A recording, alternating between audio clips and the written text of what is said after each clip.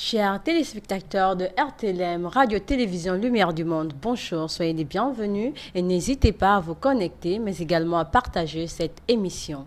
Je suis Virginie Manga et ce soir, nous recevons le pasteur Jean-Pierre Salavo sur un thème très intéressant. Peux-tu garder la foule tous les jours? La foule ne t'appartient pas.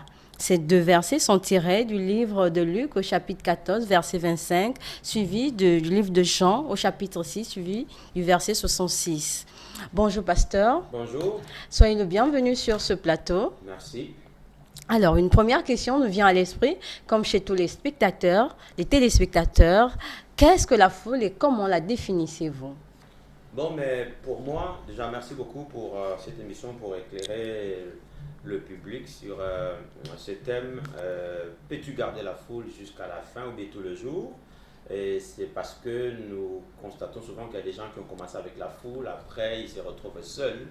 Ce n'est pas une fatalité, mais c'est pour comprendre que la foule souvent ne nous appartient pas.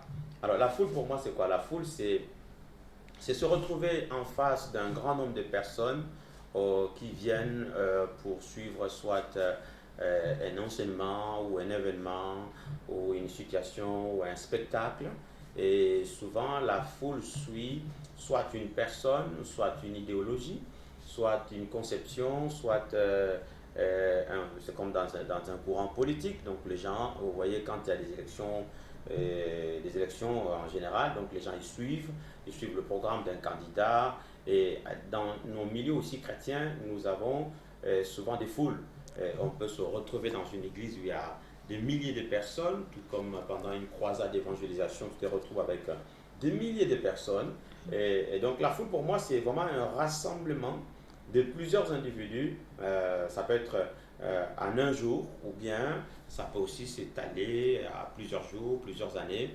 Il y a des hommes et des femmes qui, toute leur vie, n'ont drainé que des foules. Donc c'est vraiment une masse de gens, une masse de personnes qui se condensent à un lieu, à un endroit, à une idéologie, à un programme, à un système, à une vision. Donc c'est comme ça que moi je conçois la foule. D'accord. Oui. Alors, qu'est-ce que vous aimez chez elle? Et la foule, elle est bien parce que quand vous êtes en face d'une foule, vous avez l'adrénaline qui monte déjà. Vous voyez, parler devant une personne et parler devant 1000 personnes, c'est très différent. Bien sûr. Parce qu'il y a plusieurs regards qui vous fixent. Et ça, c'est déjà ça. Et quand on est un leader qui conduit une foule, qui a toujours eu à faire face, n'est-ce pas, à des foules, la manière même de prêcher ou de parler diffère de celui qui parle devant 4, 5, 6 personnes ou 30 personnes. Donc, est-ce que j'aime la foule parce que la foule vous voyez, par exemple, un individu qui se retrouve face à des milliers de personnes D'accord. et toutes ces personnes t'acclament quand tu dis quelque chose de bien, les gens ils acclament et parfois même tu ne dis pas vraiment des très très bonnes choses, mais ils acclament quand même. Donc, ça te remonte, ça te donne l'envie de continuer et ça te rend fort. Tu te vois important. Quand tu es face à une foule, tu te vois important, voire même très important, parce que ça n'arrive pas à tout le monde d'être en face d'une foule ou de diriger une foule.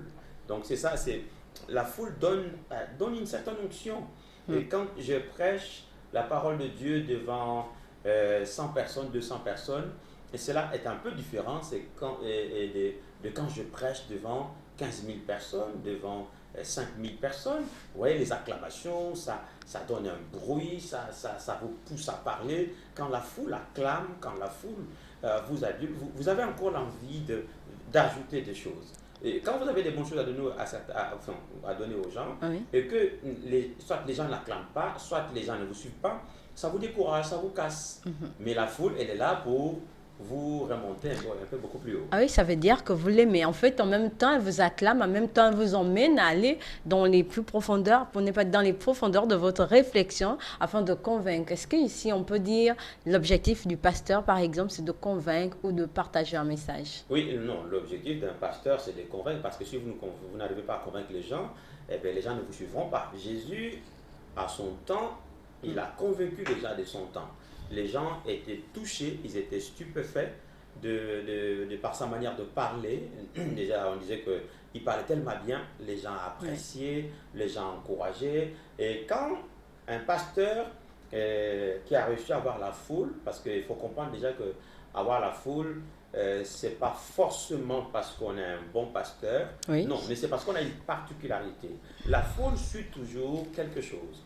La foule soit suit le modèle d'un homme, d'un pasteur, la foule suit les miracles qu'opèrent ces pasteurs, la foule suit comment dirais-je, les prédications ou les enseignements que donne ce pasteur. Donc, il y a toujours quelque chose que la foule suit. Ce n'est pas parce que vous êtes pasteur que tout de suite vous aurez la foule. Il y a des pasteurs qui sont des très bons pasteurs qui n'auront jamais la foule, qui vont bien prêcher mais qui n'auront jamais la foule. À un moment, je dirais que c'est comme une grâce, un don de Dieu que plusieurs personnes vous suivent. C'est parce que Dieu vous aura donné quelque chose de particulier que les gens vous suivront.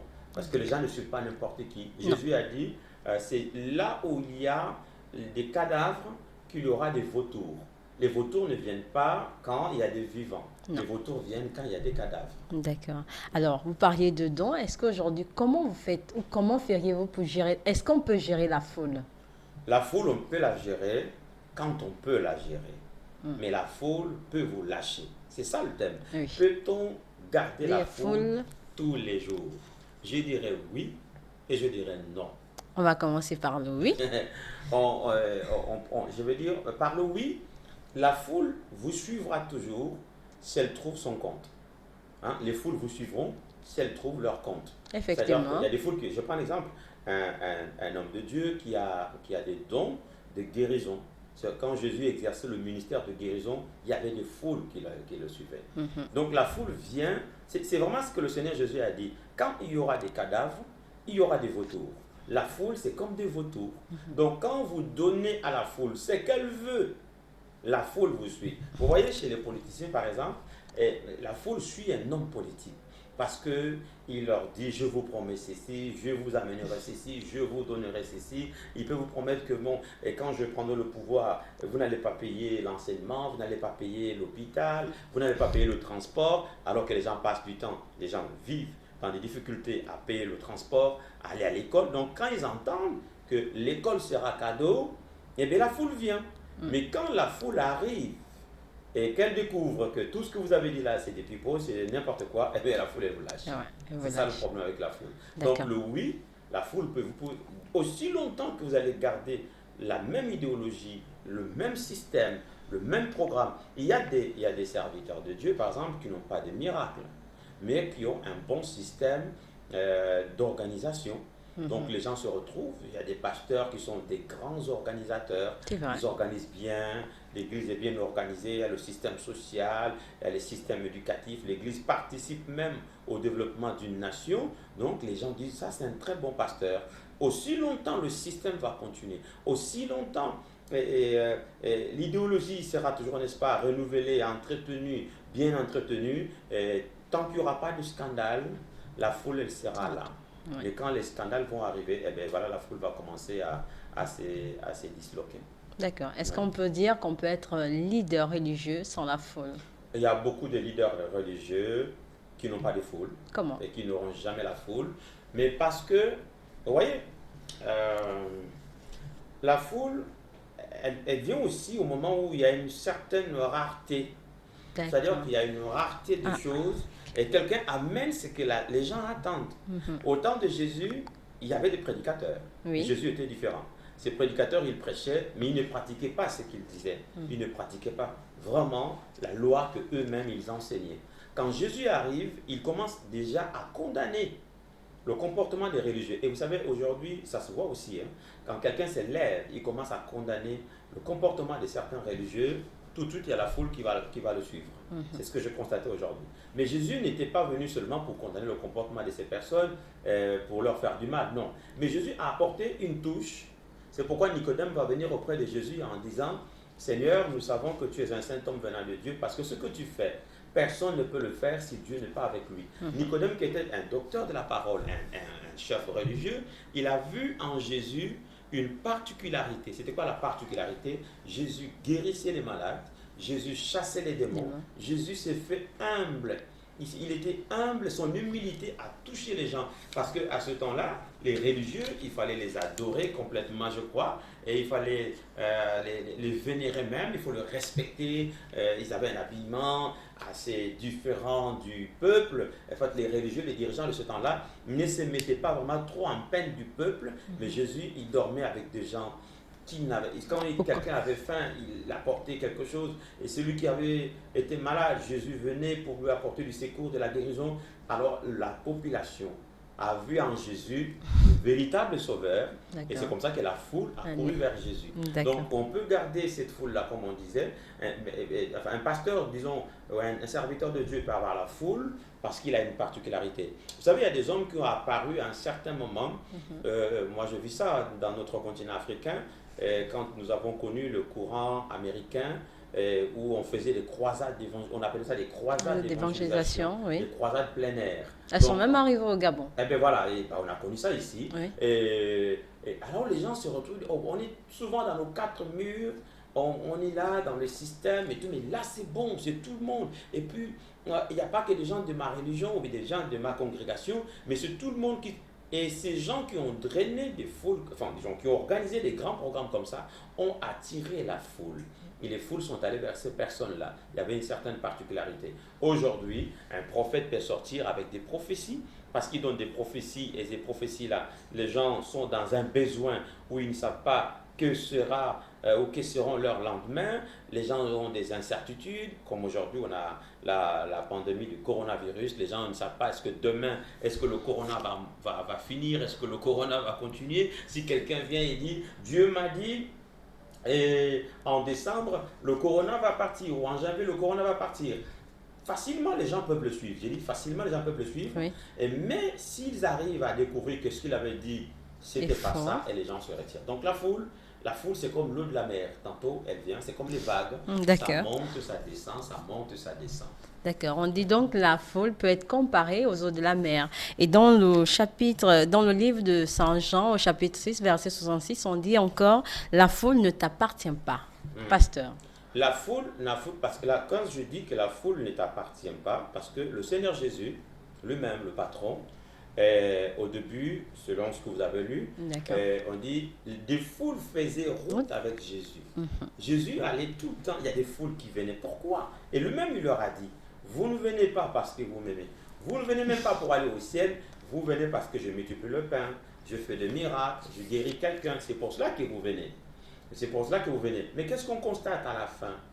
La Bible déclare que tous se retirèrent de lui. Jésus s'est retrouvé seul à la croix. Personne n'a pris le temps de défendre Jésus. Personne n'a eu le courage de dire. Même les apôtres les plus proches se sont retirés de lui. Donc vous voyez qu'à un certain moment, quand les temps sont difficiles pour vous, la foule, elle se retire. J'ai vu des pasteurs qui avaient des grandes foules, mais quand ils ont connu des problèmes, soit des problèmes avec les opposants de la parole de Dieu, ou lui-même il a connu des problèmes parce qu'on peut avoir des problèmes particuliers, on peut chuter, on peut tomber. La même foule qui vous acclamait hier, elle vous abandonne, elle vous quitte. Jésus, la foule ne l'a pas abandonné parce qu'il avait péché. Non, la foule a abandonné Jésus à cause des temps durs, la persécution, la souffrance. Les gens n'étaient pas préparés à vivre la souffrance. Il y en a même qui ont dit, mais attends, lui c'est le Fils de Dieu. Il a le pouvoir de faire descendre les anges. Il n'a qu'à dire aux anges de descendre, de frapper toutes ces personnes. Pourquoi il se laisse faire? Jésus, il accomplissait la parole de Dieu. Donc, les temps durs et les temps de souffrance de Jésus ont fait que les foules se sont retirées de lui. Et aujourd'hui, en 2020? Et aujourd'hui, en 2020, les phénomènes sont pratiquement les mêmes. Dans ton église, parfois, quand tout va bien, tu prêches bien, et Dieu t'utilise, les foules viennent. Les gens ne viennent pas forcément pour aller au ciel dans les églises. Non, chacun vient pour trouver son compte. Il y en a, il vient parce qu'il est malade, il y en a parce qu'il est poursuivi par des forces du mal. Et quand il va trouver la solution, il se retire. Les gens se retirent tout le temps des églises. Les gens sortent tout le temps des églises. Quand il a eu ce qu'il est venu chercher, parfois il s'en va. Jésus l'a dit, il y a plusieurs appelés. Parce que dans une foule, on appelle tout le monde, mais les élus, il n'y en a pas beaucoup. Donc, c'est pourquoi il ne faut pas qu'un serviteur de Dieu, un leader, se fie beaucoup à sa foule. Et qu'il ne faut pas qu'il soit enflé d'orgueil parce qu'il a la foule. Parce que la même foule peut te quitter. Alors que celui qui a peut-être que 30 personnes ou 200 personnes, il les encadre très bien. Parfois, il peut bien conserver ces 30 ou 200 personnes. par rapport à toi qui as connu la foule. Et si vous avez commencé par un petit peuple et vous montez, vous atteignez des temps de foule, c'est beaucoup mieux que de commencer par des grandes foules et de vous retrouver seul. Et ça, on en a vu, il y a des gens qui drainaient des foules, mais aujourd'hui, quand vous allez chez eux, c'est 10, 15 personnes. Comme les hommes politiques aussi, lorsqu'ils ne sont plus au devant de la scène, Oui. on a constaté que la même foule qui les suivait commence à se retirer. Et d'ailleurs, chez eux, chez les hommes politiques, c'est même très dangereux parce que ça ne dure pas. Oui. Chez nous, les leaders chrétiens, ça peut durer. Oui. Parce que je prêche toujours la parole, c'est la même parole que je prêche, c'est le même Christ, et les gens ont soif du Christ, les gens viennent chercher le Christ, donc ils viennent. Mais eux, les hommes politiques, c'est que les gens ont besoin du bien-être, de bien vivre. Il y en a qui cherchent le travail, il y en a qui cherchent je ne sais pas quoi, que le système change, il y a beaucoup d'impôts, il faut qu'on enlève un peu les impôts. Et bien, une fois que c'est fait, bon voilà, c'est bon. Et puis, c'est pourquoi vous voyez que les hommes politiques, ils aiment beaucoup s'afficher. Il faut tout le temps s'afficher pour que la foule sache qu'il parle, il a un programme. Nous, on n'est pas contre des hommes politiques. Nous, on parle toujours. Les hommes politiques, parfois, ils perdent la tribune. Mais nous, les hommes de Dieu, nous ne perdons pas notre tribune. L'Église est là, nous continuons de prêcher. Il faut seulement que nous nous perfectionnons tous les jours parce que la foule ne supporte pas la routine. Quand tout le temps, même si je fais des miracles, je fais ceci, je fais cela, si c'est tout le temps la même chose, à un moment, les gens se lassent. Oui. Moïse avait donné la manne aux enfants d'Israël, Un mais jour. à un moment, le peuple a dégoûté la manne. Oui. Voilà, la foule a dégoûté la manne, la foule a commencé à repousser Moïse, qu'on ne veut plus de ta nourriture là, on ne veut plus. Et pourtant, c'est la même nourriture quand elle était descendue, ils ont acclamé Moïse, ils ont acclamé le Dieu de Moïse. Donc, c'est ça la foule. Oui. Elle est compliquée la foule, donc elle bouge tantôt ici, tantôt là-bas. Mais quand on a un bon mécanisme, parce qu'il y a vraiment des personnes qui gardent la foule jusqu'au soir de leur vie. Et ça, j'ai des coups de chapeau. D'accord. Alors, Ouais. pasteur Jean-Pierre Salavo, est-ce qu'on peut dire, en parlant du pasteur, est-il membre de la foule ou disciple du Christ? Une question qui me vient comme Bon, ça. le pasteur, il est d'abord disciple de Christ, mais le Christ lui a donné une particularité, c'est que le Christ a fait de lui le chef de son peuple. Voilà, donc le Christ fait de toi le chef de la foule qui est son peuple. La foule ne t'appartient pas, la foule appartient à Jésus. Si Jésus retire de toi ce qu'il t'a donné, eh bien la foule se retire de toi aussi. Parce que la foule vient auprès de toi parce qu'elle trouve en toi ce qu'il cherche de Jésus. Oui.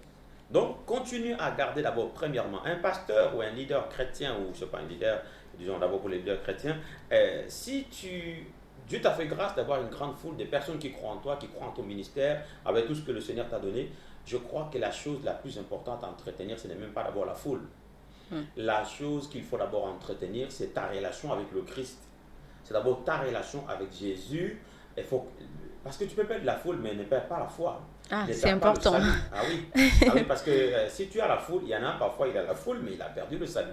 Dieu l'a déjà chassé du sacerdoce. Oui. On a vu au temps de la Bible, le sacrificateur Élie, il avait encore la foule, hein, mais Dieu l'avait chassé du sacerdoce. On a vu le roi Saül qui continuait à battre, n'est-ce pas, les ennemis, maintenant encore des combats de guerre, mais Dieu l'avait déjà chassé.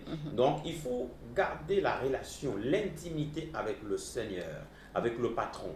Et à chaque fois s'humilier en disant, c'est Dieu qui m'a fait grâce, le Seigneur qui m'a élevé au-dessus des autres, Oui. il pouvait élever les autres, et le Seigneur qui m'a élevé au-dessus des autres est capable aussi de m'enlever de cela, et que voilà, il me rabaisse. Donc il faut continuer à garder l'humilité, à garder la relation avec le Seigneur. Le mal avec l'homme, c'est que la foule entête l'homme, la foule gonfle l'homme, la foule pousse l'homme à l'orgueil, à ne plus considérer les autres. Il se voit, lui, c'est le véritable roi, le véritable Seigneur. Et il y en a même, à cause de la foule, il se donne des noms beaucoup plus importants, beaucoup plus compliqués. Et je crois que s'il avait 10, 15 personnes, il ne se donnerait pas ce nom-là. Donc, ils arrivent à se donner des noms des seigneurs, des papes, des ceci, alors que, et tout ça, c'est parce que, pour lui, c'est considéré qu'avec la foule que j'ai, il n'y a personne comme moi.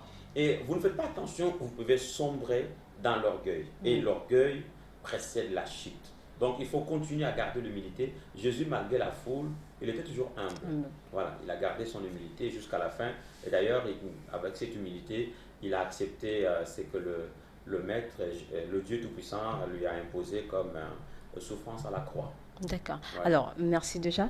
Avant de peut-être donner votre mot de fin, juste on peut savoir, qu'est-ce qu'on peut retenir de la foule aujourd'hui en 2020 à Libreville particulièrement par rapport à ces foules qui viennent, qui ont soif de justice, qui ont besoin de quelque chose ou bien qui cherchent quelque chose? Alors, nous avons connu des phénomènes de foule à Libreville.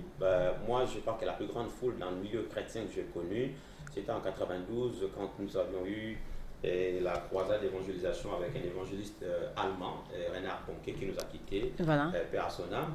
Et, nous avons connu une grande foule parce que le stade était plein, bondé, toutes les églises, les pasteurs, de manière unanime, se sont déplacés. On a travaillé tous ensemble, la main dans la main, toutes les congrégations catholiques, protestantes et tout. On était là pour vivre cette foule-là. Et depuis ce temps-là, on a connu aussi des foules, mais pas de cette envergure-là. On a connu des foules avec Paul Yoguicho qui est venu et aussi des pasteurs locaux qui ont organisé des grands programmes Ah oui, dans des faut pas stades. l'oublier. On a connu il y a euh, depuis, je crois que la dernière décennie, on n'a pas vraiment vu des programmes qui réunissaient de foules au-delà de 20 000, de 30 000 personnes, mais il y a quand même des foules. Alors, je dirais aussi qu'à Libreville, il y a des pasteurs qui ont quand même des foules. Il y a des églises qui dépassent 1000 personnes, 2000 Oui. personnes, 4000 personnes. Et il y a des programmes aussi qui s'organisent. Parfois, les gens dépassent ce nombre. Tout ça, c'est bien. Bon, ce que je veux dire par rapport à tout ça, que l'humilité continue à Habiter. dominer en chacun de nous, quelle que soit la dimension de la foule. Si tu as une grande église, ne prends pas celui qui n'a qu'une petite église comme un moins que rien. Hein. Non. Considère-le parce qu'il faut que tu te dises que la foule que j'ai, c'est le Seigneur qui m'a fait grâce. Parce que la foule qui est venue chez toi n'est pas venue parce que tu prêches bien, parce que tu travailles mieux que les autres. Non, c'est parce que, premièrement, le Seigneur t'a fait grâce d'avoir la foule et le Seigneur a permis que tu aies des moyens parce que la foule ne vient pas n'importe comment. La Non. foule vient quand c'est bien fait, c'est bien organisé. Et pour bien faire, pour bien organiser, il faut des moyens pour organiser des programmes dans des grands milieux, des grands stades, la publicité, du matériel sophistiqué. La foule aime ça. La foule aime le bling-bling, le tape à l'œil. Et toutes ces choses-là, il faut qu'il y ait des moyens financiers, des moyens matériels. Et tout le monde n'aura pas ces moyens matériels. Et toi qui as eu ces moyens matériels, ce que le Seigneur a permis que certaines personnes s'approchent de toi en t'apportant ces moyens matériels, alors tu dis, Seigneur, je ne suis rien. Je ne suis rien et voilà la foule que tu m'as donnée. Mais par rapport à cette foule-là, ce que je te demande, c'est de continuer d'abord à entretenir une très bonne relation entre toi et le Seigneur, que tu ne perds pas ton salut, que tu ne perds pas les dons, les grâces que le Seigneur t'a données. Et fais attention aussi parce que la même foule qui te dit Alléluia, qui te dit oh merci pasteur, grand pasteur, la même foule va commencer à t'insulter demain. Ouais. Dès qu'ils apprendront des choses sur toi, des choses vraies ou fausses, hein, la foule peut te quitter. Dès qu'ils vont apprendre que dans ton église, il y a eu tel problème, il y a eu telle situation, il y a eu tel scandale, parce qu'on aura toujours des sujets de scandale dans nos milieux, ça ne manque pas, on est humain. Et quand la foule apprend toutes ces choses, la foule peut te quitter. La foule peut te quitter. Mais quand tu diriges la foule, c'est qu'il y a des gens qui ont accepté. La foule, c'est comme une pyramide. Dans une pyramide, il y a des pierres qui sont à la base, il y a d'autres qui sont au milieu et il y en a qui sont au-dessus. Oui. Donc toi, tu es au sommet de la pyramide. Tu es au sommet de la pyramide, mais la pyramide, elle tient parce que les pierres qui sont à la base acceptent de supporter le poids de ton élévation. Donc quand tu as une foule, sache qu'il y a des personnes qui ont accepté. Il y a des personnes parfois qui donnent de leur argent, qui mettent de l'argent, parce que même au temps de Jésus, les gens donnaient de l'argent, la foule ne venait pas n'importe comment. Et Jésus avait une très bonne organisation, il avait des gens qui communiquaient très bien, et il ne prêchait pas à n'importe quel endroit, parfois il louait des bateaux, parce qu'il n'y avait pas le système de micro comme aujourd'hui, les systèmes d'amplification, il fallait louer des bateaux, des barques, pour aller au large et permettre à ce que l'écho puisse transporter. Et un jour même, il a loué le bateau de Pierre, de certains pêcheurs. Donc aujourd'hui aussi, c'est presque la même chose. Donc nous louons certains milieux, nous louons certaines salles, certains stades, on loue du matériel, la communication, les audiovisuels, tout ça, ça demande de l'argent. Et cet argent, souvent, ça vient des poches des personnes qui ont accepté d'appuyer l'évangile. Donc nous devons respecter ces personnes-là qui se sont données, qui donnent de leurs moyens pour nous soutenir. Donc il ne faut pas que je dise que voilà, c'est moi. Non, ce n'est pas toi. Ce sont les gens qui te soutiennent. Est-ce que vous voyez, ce sont les gens qui te soutiennent qui font que tu es cette foule-là. Si ces gens-là ferment le robinet, il n'y aura plus rien. Ah oui. Tu ne pourras plus louer un stade ou louer une grande salle. Donc il faut que nous respections les personnes qui nous soutiennent dans ce travail. Et à Libreville, j'ai béni Dieu, que ce soit moi aussi dans notre congrégation, dans nos églises. Il y a des hommes et des femmes qui se donnent et quand nous avons des grands programmes, des gens qui mettent de l'argent, qui soutiennent. Et c'est pourquoi nous arrivons à réaliser ce que nous faisons aujourd'hui. D'accord, merci pasteur. Et votre mot de fin? Alors, le mot de fin, déjà, je vais dans le sens du thème. Peut-on garder la foule tous les jours? On peut garder la foule tous les jours. J'ai répondu, j'ai dit oui et non. Oui, c'est quand la même chose que suit la foule est là. C'est-à-dire qu'une organisation, soit une vie de prière intense, soit un système de délivrance bien, ou une prophétie qui se développe du jour au lendemain, des prophéties avec beaucoup de précision, ou une très bonne organisation, le service social, dans l'église c'est fait très bien, il y a l'entente, il y a l'entraide et tout, la foule est là. Non, c'est quand la foule ne trouve plus son compte, on ne peut plus garder la foule. Parfois même la foule devient incontrôlée, incontrôlable. Voilà, il y a des pasteurs comme ça, ils n'arrivent plus à maîtriser les gens qui étaient avec lui, les gens partent, les collaborateurs partent, comment on appelle ça, les bailleurs, donc ceux qui soutiennent l'action. Voilà, qui soutiennent l'action financièrement ou matériellement, ils s'en vont, ils ne veulent plus. Et il faut faire très attention pour que la foule là ne parte pas, il faut faire attention par rapport à sa vie, par rapport à sa maison, parce que quand tu as la foule, il faut savoir qu'il y a beaucoup d'yeux qui te regardent. Donc les yeux des gens, il y en a beaucoup. Quand tu n'as que 2 personnes, il n'y a que 4 yeux qui te regardent. Mais quand tu auras 10 000 personnes, il faut multiplier. Donc les yeux des gens qui te regardent, il y en a beaucoup. Donc tous tes faits et gestes sont suivis, sont regardés, sont contrôlés. Il arrive parfois quand vous avez une grande foule, vous avez même du mal à sortir. Partout où vous allez, on vous interpelle. Oh, pasteur, parfois, c'est comme un homme politique. Il y a des politiques qui ne sortent plus. Oui. Parce que quand il arrive, c'est comme une star aussi. Quand elle sort, ça fait des embouteillages. Tout le monde veut, comment on appelle ça, une signature sur un truc. Il veut te toucher, il veut te parler. Donc, c'est ça le problème avec la foule. La foule, c'est bien quand le système continue, quand la grâce continue, quand le Seigneur est toujours là, le Seigneur ne t'a pas abandonné, ou bien quand la foule la trouve son compte. Mais quand il n'y a plus tout ça, la foule va te lâcher et la foule est capable de t'insulter, la foule est capable de te lapider. Parce que Moïse, quand il sortait avec le peuple d'Israël du pays de l'Égypte, c'est des foules qui suivaient Moïse. Mais dans le désert, quand l'eau a manqué, quand le pain a manqué, ils ont menacé Moïse. Ils ont dit on va te lâcher. Donc c'est ça le problème de la foule. Tantôt elle est avec nous, tantôt elle nous lâche. Donc il faut que je prenne la foule comme étant une grâce de Dieu. C'est pourquoi je dis que la foule ne t'appartient pas. La foule ne m'appartient pas. La foule appartient à Dieu. Il l'envoie à qui il veut l'envoyer. On a vu dans la Bible, il y a des prophètes qui n'ont pas connu le temps de foule. Pourquoi? Je t'amène à l'humilité, au respect. Respecte les aînés, respecte parfois la foule que tu as, c'est le résultat du travail de certaines personnes. Il ne faut pas l'oublier. Et toi, tu es venu récolter le fruit. Donc, ne dis pas que moi, je le dépasse. Toi qui es jeune, c'est comme à Libreville, par exemple, il y a des pasteurs qui ont travaillé pour le réveil de ce pays, le Gabon. Ils ont travaillé, ils n'ont pas eu la grâce d'avoir la foule. Il y a un verset de la Bible qui dit, il y a des prophètes qui ont vu les choses que nous vivons aujourd'hui, ils les ont vues à distance. Ils ne les ont pas vécues. Ils sont morts sans même avoir vécu ces choses, mais ils savaient que ces choses allaient s'accomplir. Ils ont fait leur temps, ils sont partis. Donc aujourd'hui, quelqu'un qui a la foule et qui se moque des autres, qui devient orgueilleux, qui ne respecte pas les aînés, alors moi je dis que celui-là, c'est pas bon. C'est pas bon parce que nous sommes souvent, parfois, ce que nous avons, comme je disais, c'est le résultat du travail des autres personnes. Je prends un exemple. Vous savez, dans ce pays, le Gabon, il y a des personnes qui ont travaillé au début, quand il y avait la persécution, quand il y avait des difficultés pour annoncer l'évangile. Mais ces gens, ils étaient là. Il y en a qui ont abandonné même leurs études, il y en a qui ont laissé leur travail, il y en a qui ont démissionné pour apporter la bonne nouvelle. Seulement, ils ont vécu à un temps où il n'y avait pas ce qu'on a aujourd'hui. Aujourd'hui, on a des médias. Vous voyez, moi, je parle avec le micro facilement. Il y a les réseaux sociaux. Mais il y a 10 ans, ces choses n'existaient pas. Donc, si ces gens avaient vécu à notre époque, ils auraient eu beaucoup plus de foule que moi. Moi, j'ai la grâce, avec les réseaux sociaux, le monde entier me suit. Les gens me regardent de partout, les gens m'appellent de partout. Donc, je ne dois pas me moquer de mon pasteur là. de celui qui a été avant moi. Peut-être qu'aujourd'hui, il est fatigué, il ne peut plus continuer comme moi. Mhm. Et donc, je dois au contraire l'honorer, le respecter, si possible, l'inviter même dans mon église et dire aux fidèles que voilà des personnes qu'il faut que nous honorions parce que ce sont des personnes qui ont travaillé durement pour le salut de cette nation.